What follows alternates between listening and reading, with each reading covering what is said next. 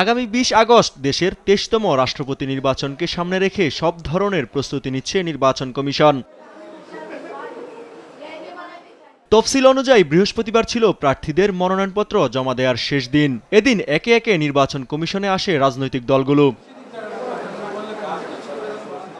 আগে থেকেই ১১ দলীয় ঐক্যের প্রার্থী নির্ধারণ করা হয় প্রবীণ রাজনীতিবিদ এলডিপির সভাপতি অলি আহমেদকে। এদিন জোটের নেতারা নির্বাচন কর্মকর্তার কাছে জমা দেন অলি আহমেদের মনোনয়নপত্র। পরে নেতারা জানান, গণতান্ত্রিক ধারা অব্যাহত রাখতেই নির্বাচনে অংশ নিচ্ছে ১১ দল। সে সঙ্গে গণভোটের রায় বাস্তবায়ন হলে অলি আহমেদই রাষ্ট্রপতি হিসেবে বিজয়ী হতেন বলে দাবি করেন তারা।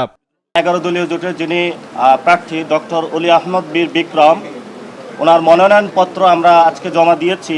গণভোটের রায় যদি বাস্তবায়ন হতো তাহলে আজকে আমরা আশা করতাম কর্নেল অলি সাহেব বিপুল ভোটে বিজয়ী হতেন। তবে অন্য সবকিছু ছাপিয়ে আলোচনার কেন্দ্রবিন্দু ছিল কে হচ্ছেন বিএনপির রাষ্ট্রপতি প্রার্থী। আলোচনায় ছিল বিএনপির শীর্ষস্থানীয় বেশ কয়েকজন নেতার নাম। জোর গুঞ্জন ছিল দলের দুর্দিনের কাণ্ডারি মির্জা ফখরুল ইসলাম আলমগীর হচ্ছেন বিএনপির রাষ্ট্রপতি প্রার্থী। অবশেষে সব গুঞ্জন সত্যি করে বর্ষিয়ান রাজনীতিবিদ মির্জা ফখরুল ইসলাম আলমগীরের নামেই মনোনয়নপত্র দাখিল করে দলটি।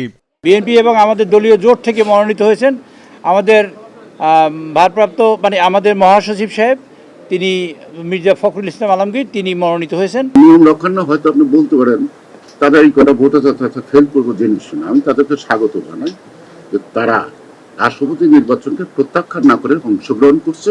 মনোনয়নপত্র জমা নেওয়া শেষে ইসি সচিব জানান, রাষ্ট্রপতি নির্বাচনে মনোনয়নপত্র জমা পড়েছে ৩টি, যা আগামী ১৬ই আগস্ট যাচাই বাছাই করা হবে। আগামী ১৬ তারিখ সকাল ১০টা থেকে এই মনোনয়নপত্রগুলো যথাযথ আছে কিনা যাচাই বাছাই করব। এই যাচাই বাছাই আমাদেরকে সহযোগিতা করার জন্য জাতীয় সংসদ সচিবালয় থেকে ওনাদের একজন কর্মকর্তা আসবেন ওনাদের সিগনেচারগুলো ভেরিফিকেশন করার জন্য।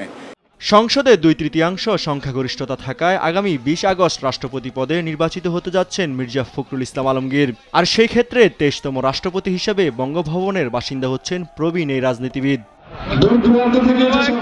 ইউসুফ ভুঁইয়া, দেশ টিভি, ঢাকা।